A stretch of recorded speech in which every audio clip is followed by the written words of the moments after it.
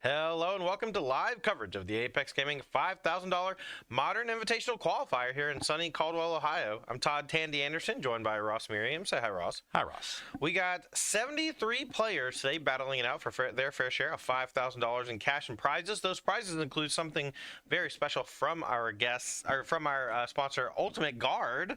Our top 8 players also receive a bunch of really cool swag. Why don't you tell them about it a little bit, Ross? Well, our top 8 players are going to receive a pack of these Cortex sleeves. 3 for 4 will receive one of these lovely Boulder deck boxes. Second place is going to receive this Return to Earth Boulder deck box, as well as a flippin' tray with Xeno skin. And then our winner is going to get this lovely Squaros deck box, along with this giant Super Hive with Xeno skin that Todd's holding at the bottom of this stack of swag. Yeah, so big shout out to Ultimate Guard and our other sponsors for helping us put on Apex Con and the Apex Invitational Qualifiers. Yesterday, we had a great turnout for the Standard Open, and it was won by one Alan Miller on Mono Red, really showcasing the strength of the mice, Emberheart Challenger and Manifold Mouse. Yeah, and really showed how good the Mono Red deck in Standard is against Izzet Prowess. Yeah. Today, Alan Miller has converted over to the Prowess. No, deciding to play that deck in the Modern, where it is also quite strong. And a pretty stock list. His main deck is very typical with 4 slick shots. He's got 4 expressive iterations. He is featuring a slight white splash in the sideboard, which some players like to do. Gives him a little bit more versatility against opposing hate cards. Yeah, I love white is basically just there to kill enchantments. Let's be real. Blue and red struggles killing enchantments, and when you see Prismatic Ending and Wear and Tear, that's what they're trying to do. Yeah, and also helps you kill some bigger creatures if you need to. You can exile a Flage with that Prismatic Ending, and that can come up in his matchup in round 1, playing against Nick Mancucci on Boros Energy. Yeah, and the Boros Energy deck looks like they're playing some number of Lightning Army of One, the brand new Final Fantasy card. Allows all of your sources for the rest of the turn when it deals damage, deal double damage. Even Goblin Bombardment starts to do 2 damage per sacrifice. Yeah, this has become a popular new addition from Final Fantasy and these Boros Energy decks, in combination with Arena of Glory, giving the Lightning haste, can set up some really huge attacks very early in the game. Very important against the combo decks, but can also be very important in really any matchup because of the combination with Goblin Bombardment. All right, so that's what we're watching in round number 1. Alan Miller on Izzet, Prowess versus Nick Mancucci on Boros featuring Lightning. We have 73 players. We're playing Modern all day today. We're going to bring you 10 rounds of Magic. It's Todd Anderson, Tandy, Ross Merriam in the booth right now. We're going to have Corey Baumeister subbing in and out between rounds. We're going to have a full day of Magic for you, so go get you some popcorn and stick around. But let's head on down to the feature match for round number 1.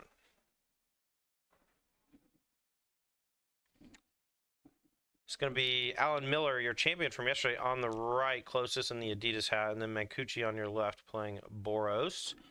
Mancucci's actually a student of Corey's, right? Corey Baumeister? So Corey is watching this match intently. Yeah.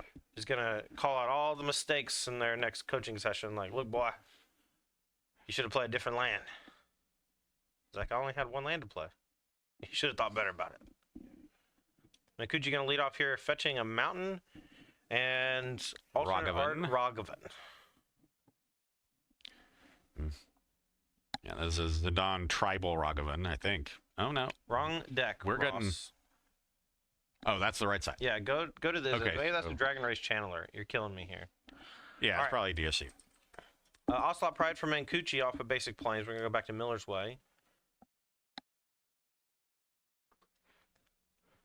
Oh, so pretty. Core Steel Cutter is going to be the cast for Miller on 2. Let's see if he has a Mishra's Bauble or finds a Lava Dart off of it. We're going to say go. No answer for the Guide of Souls. That's going to be able to attack freely here. Or not Guide of Ocelot Pride. Yeah. And start making some tokens. Well, there could be a Mutagenic Growth to block, which could be scary for Mancucci if he doesn't have removal. We'll see how he wants to play it. If he has something like a Voice of Victory, he can play that pre-combat, and then that would force Alan to Mutagenic Growth before attacks even happen, so it kind of gives the game away. We'll see what this 2-drop is. Mancucci fetches Sacred Foundry quickly. Looks like we're going to go for Galvanic Discharge. Miller lets it go. 2 energy now for Mancucci. Plays a second Ocelot Pride, and now Miller about to get buried. No gut shot in the list. could have played the second Pride and then attacked with the first one before discharging and tried to bait out a mutagenic growth from Alan Miller. Because you can always, if Alan goes for the growth, you can let the growth resolve, deal your first strike damage to make sure you gain life, then discharge. It would have cost him another energy because it would be 3/3 DRC, and then you'd have to spend 2 energy after the first strike damage, but would have potentially gotten him another card in the exchange. Yeah, nice little place to be tricky, perhaps. But Mikuchi in the driver's seat now, making 2 tokens with the Ocelot Prides, and these are looking to run away with the game if Miller can't find something like Lava Dart quickly. Yeah, typically a card because of Lava Dart that you can answer pretty easily, but Miller's hand did not line up well against these cats. All right, gonna go ahead and play. Looks like Monster Swift Spear. A lot of new alternate arts coming out of familiar cards. And we're gonna play a removal spell on one of the Ocelot Prize, and that's gonna give us a Quarry Steel Cutter. I believe that's a lightning bolt. Yeah. Okay. And So, Monk Token and Monster Swift are both gonna come in. No defense here for Alan Miller. I guess it was a Lava Dart then. So now we're gonna kill both Ocelot Prize, give some more Prowess triggers. I mean, big cost to deal with those cats, but gets them off the battlefield. The good news is that this Prowess deck functions pretty well on just 2 lands. So if Miller just has 1 more land, and he does there with the Thundering Falls, he should be fine to be functional on the later turns. He's going to keep it on top 2. If he needs another land, he's got it lined up, but we'll see if he kept that there. We're going to go back Mikuchi's way, quick fetch, see what he has for 3 mana. Notably, there's no Arena of Glory on Mikuchi's side, so we won't see the explosive Haste Lightning army of 1.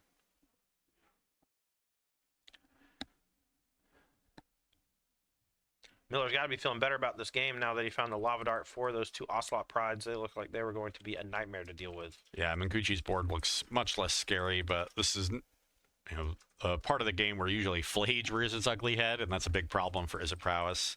Instead, it looks like just that copy of Lightning. Yep, so here's the Lightning. We'll get it on screen for you in just a second. We talked a little bit about it in the pregame, but 3 cost, 3/2, first strike, lifelink, trample. Then has stagger, says whenever it deals combat damage to a player, aka first strike damage, until your next turn, if a source would deal damage to a player or a permanent that player controls, it deals double that damage instead. So when you attack with lightning, all of your other things basically get double strike, and your bombardments do double damage. It's kind of wild. Here's expressive iteration from Miller. Gonna look at the top 3.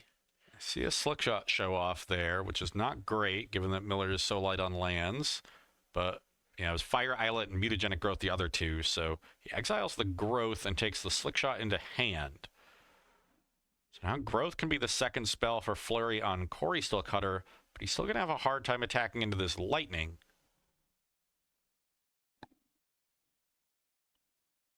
All right, so it could also just be a bluff, right? Play this land untapped. We're going to Mutagenic Growth. It's going to make one of the creatures into 4 toughness, another one into 3 toughness, and so we'll have to find something to punch through with the 3 toughness. Looks like Alan might have missed his Flurry trigger. Oh no. But it's going to be a 5/5 Monk and a 3/4 Swift Spear. Okay, looks like we're just going to chump block. Mikuchi really thinking about it, though. He's got to be worried about Violent Urge here. There is land instant creature sorcery in the graveyard for Alan Miller. And right now, the Monk token is how big? A 4/4? The Monk's a 5/5. Because there's been 2 spells cast, and it's pumped from the equipment and the Mutagenic Growth. So Violent Urge on that is just 14 double strike, yeah?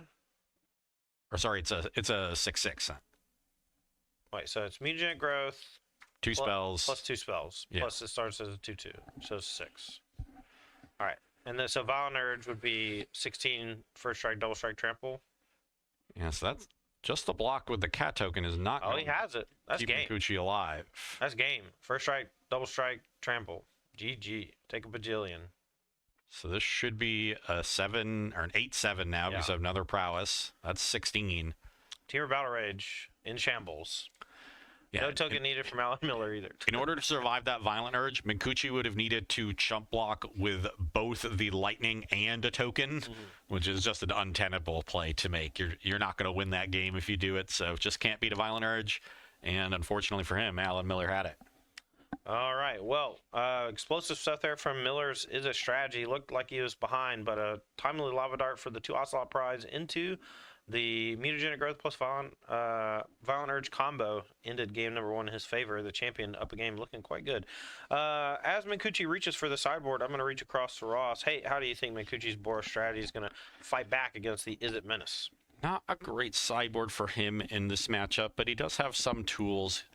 Sideboard is 2 Blood Moon, 2 Celestial Purge, 1 Clarion Conqueror, 2 Deafening Silence, 1 Ghost Vacuum, 4 Molten Rain, 2 Showdown of the Scalds, and 1 Wrath of the Skies. Obviously, the Deafening Silences are excellent here. The Wrath of the Skies can be very good at catching up against early cutter draws, and then he may want access to more removal in the form of those Celestial Purges, especially because they can exile a Corey Steel Cutter. So those 5 cards very likely coming in. All right, on the other side of the table, Miller up a game with Izzet. We know most of these lists look pretty stock at this point. Is there anything spicy in Miller's strat or anything specific for the Boros matchup? Well, we mentioned before the match that Miller does have the white splash. He has 2 Prismatic Ending and 1 Wear Tear as far as white cards in the sideboard. And the rest of it is 1 Brotherhood's End, 3 Consigned to Memory, 2 Into the Floodmaw, 1 Meltdown, 1 Pyroclasm, 2 Spell Pierce, 1 Surgical Extraction, and 1 Unholy Heat. He's definitely going to want the extra removal, 2 Prismatic Ending and Heat. Pending can exile a Deafening Silence. It can exile a Flage, so that's a good one. Unholy Heat can also answer a Flage, but just dealing with some of the early creatures like Guide of Souls and Ocelot Pride and Ajani is also important. He may want access to Into the Floodmaw as other ways to, at least temporarily answer Flage and Deafening Silence. And then he could also look to some of the sweepers. I would be wary of bringing those in, but Brotherhood's End and Pyroclasm can certainly do some work if he wants to take a more controlling tack, especially because he has the full 4 copies of Iteration in his list, so there's a little more card advantage to grind out longer games. All right, well, Final Fantasy, the set, is here, and we just saw Lightning Army of One show up, but without haste from Arena of Glory. Didn't make quite that big of an impact in that game specifically. I don't even think it got to untap. But of all the Final Fantasy cards that have been showing up in the last week on Magic Online and on Arena and stuff, is there anything that really stands out to you, Ross, in terms of like something you'd either like to try in Modern or maybe something you saw recently? I was pretty interested by the Black Splash energy list, splashing for Sephiroth. Whew. I think that's a really cool one that synergizes a lot with what that deck's doing, and I already liked the Black Splash in Boros Energy because I think Thoughtseize is so important with all the combo decks floating around these days. I just really like Bowmaster again. Bowmaster kind of fell out of favor for a while, but I always liked it. I don't know why people quit playing it. You just didn't really need the Black Splash. You had other cards, but now Thoughtseize I think you do. And once you're splashing black, then Bowmasters and Sephiroth can come along pretty easily. All right, players here drawing their openers for game number 2 and look like they're just about ready. So let's head on down to the match and watch game number 2. Minkuchi with Boros going to be on the play. Fetching for Ocelot Pride, turn number 1. We're going to pass over to Miller. It'd be pretty cool if you could fetch for Ocelot Pride. The card would be good. Yep. Be like Panglacial Worm. Panglacial Cat. Cat in the ice. All right, back to Miller's way. Let's see what he wants to do about this Ocelot Pride. Looks like a Steam Vents. And I'm just going to zap it. I think that's one of the darts from last game. I think so too. So the ideal removal spell to line up against an Ocelot Pride. Now, as a Boros Energy player, is there any thoughts to ever boarding out Ocelot Pride against the Lavadar deck? Not really. The matchup's pretty fast, and you want early plays to at least not get run over because if you don't get run over, you have a much stronger end game. So you're actually fine trading resources early, even if it's looks a little bit weak because you're kind of trading for half a card. But any resources that you can trade in the first few turns is generally going to favor the energy player because your goal is to get to the stage of the game where you have Flage. Flage is such a strong card against the Izzet deck. it really prevents them from playing longer games in this matchup. Now, Al Miller does have Prismatic Ending that can help. He also has the one Surgical Extraction. Sometimes you do bring that in just as a clean answer to Flage before it comes back. So I wouldn't be surprised if that came in as well. All right, Miller, going to go fetching here with a Scalding Tarn. Let's see what land he grabs. Looks like a Sacred Foundry, so looks like we have our White Splash online. Perhaps has Prismatic Ending and going to use that to deal with Ocelot Pride, or just want to unlock white for later. Yeah, at the very least, this suggests there's some number of white cards in his deck right now. So the Prismatic Ending is almost assuredly in deck. They might not be in his hand. He just wants to make sure he can cast them when he draws them. All right, 2 mana. Looks like 2 Dragon Rage Channelers. We're going to pass back to Minkuchi. So the second Ocelot Pride survives, so there is the Lava Dart in the graveyard. I would have liked maybe Miller to go. I think I see Core Steel Cutter in hand. I think Core Steel Cutter plus Lava Dart to kill the Pride is a very strong turn, but it's possible he just doesn't have a third land and didn't want to go that far down on mana. Yeah. Without a third land, the Lava Dart looks rather awkward. You either have to cut yourself off of white or blue mana to flash it back. So we might see Miller take a hit from the Guide with Souls. The first hit's usually not that punishing. Not Guide, Ocelot Pride, sorry. All right. Surveil with the Elegant Parley we found at the end of turn. We're going to keep it on top, so it's probably a land because I saw a bunch of 3s in Minkuchi's hand. Finds another fetch. We're going to quickly fetch, and we're going to deploy Flage, and that's going to deal 3, gain 3. And allow Minkuchi to make an Ocelot Pride token, even without attacking. Correct me if I'm wrong. Is that Scalding Tarn he fetched a Plains for? Can you go double check? There's no Scalding Tarns in the deck for Minkuchi, so I couldn't tell which fetch it was. Yeah, they generally play all white fetch lands.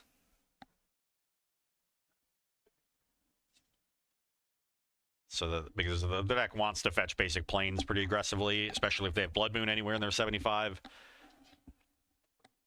All right, well, egg on my face. Token from Ocelot Pride. We're going to pass back to Miller. Minkuchi with a pretty aggressive attack with that Ocelot Pride. It could have gotten eaten by Mutagenic Growth, and he didn't need to in order to get the token at the end step.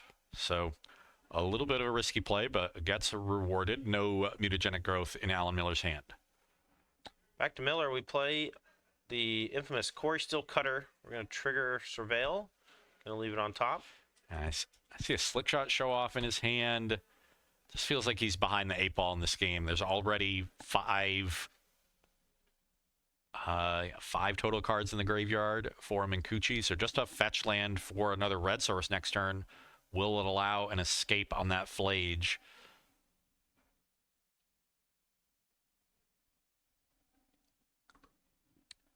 Looks like Miller is thinking about the dart.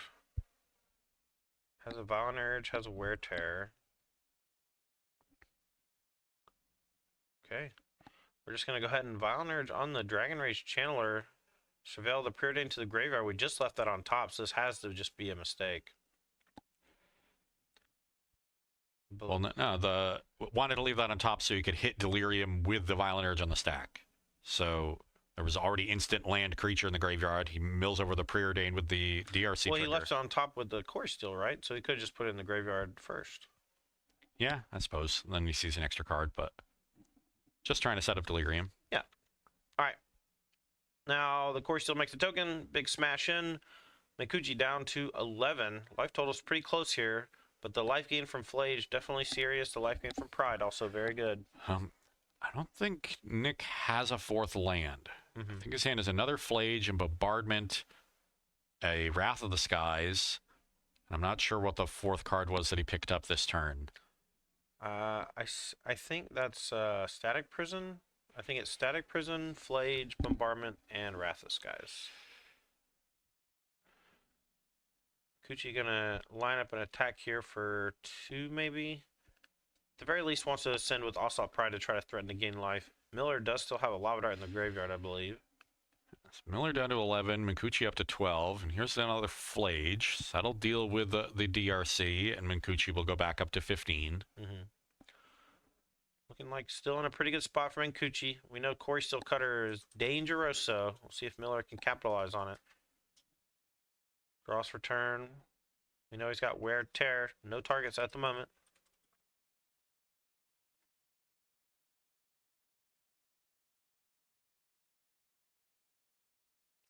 Ooh, just a land here. Thundering Falls tapped. And this is a window for Miller to have a big turn, but he's already used the Violent Urge. There's only 2 copies in his list.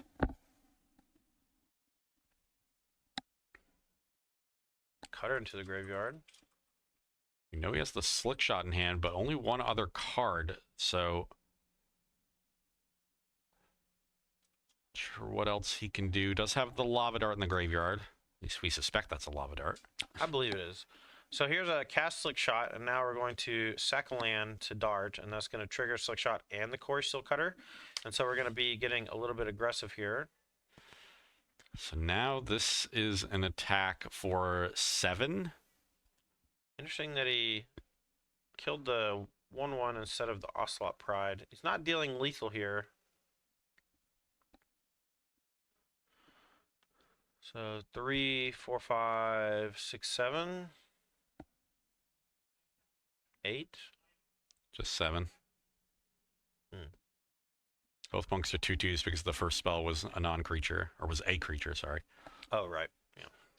Okay. So Mancucci should be down to 8, I believe. And we're going to go back his way. All right. Land? Yeah, it just needs a 4th land. I think he found it. He'd love Arena of Glory, but he'll take any untapped red source. I don't think there's anything for Miller to defend here either. Once that Flage comes back and kills that Slick Shot show off, it's going to be really difficult to deal with it. It does have to fetch Shock for a Sacred Foundry because that was not an Arid Mesa. I believe that's a Marsh Flats. So down to 5 for the fetch shock. Mancucci will go back up to 8 from this Flage trigger. Will likely deal with the Slick Shot show off, and he does. Yep. And can make a token here. Still doesn't have City's Blessing, but I think just gaining another life with the Ocelot Pride is great. Dealing damage, and we get a token on the inset, but we just defense from here on out. So Ocelot Pride will level life totals at 9 apiece. And now Mancucci has 2 cat tokens and a Flage back as blockers against the 2 monks for Miller. He's going to need some good ones off the top. Expressive Iteration would be great. Preordained would be great. What's the wear tear for, you think? You brought those in. Is it just for bombardment, or is there a Deafening Silence is a pretty common sideboard card these days out of Boros. Okay. Sometimes even a High Noon, but it's usually Deafening Silence. They have some number of enchantment hate cards. I'm going to crack the Fire Islet to draw a card here. And that is a good sign for Mancucci. Yeah. I mean, we're going to have a game 3. That's what it means. Miller can find the one of Unholy Heat. That would be great. Into the Floodmaw would be okay. But at this point, he would need a blue source to even play it because he's left the Sacred Foundry untapped.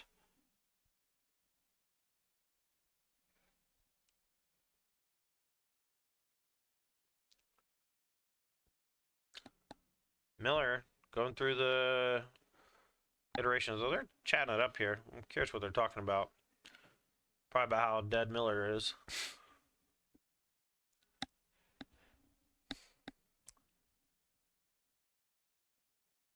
All right, here it is. Looks like another Lava Dart. Once again, going after a cat token instead of the Pride. So he's trying to clear away blockers. Now he has 2 3/3s and a 2/2 monk. Yeah. If there's a mutagenic growth here, this is lethal. If he has it, that's sick. Oh my god, I think he might. I didn't know that was there. Mancucci can block a 3/3 monk. There's 5 unblocked to damage from 2 monks, and that means mutagenic growth represents 4 more. Yeah. 2 from the pump and 2 prowess triggers. This is 2 games. I wasn't sure that Miller was even in, and he just kills. That's wild. I didn't even see this. This is exactly lethal. Wow. The fetch shock that Mincucci had to endure because of his mana base on this last turn was just barely enough. Yeah. Good stuff from Alan Miller, our champion from yesterday, showing how Izzet Prowess gets the job done in some really tight spots and some racing situations. Even against a Flage, Unfettered Ocelot Pride, doesn't matter. GG.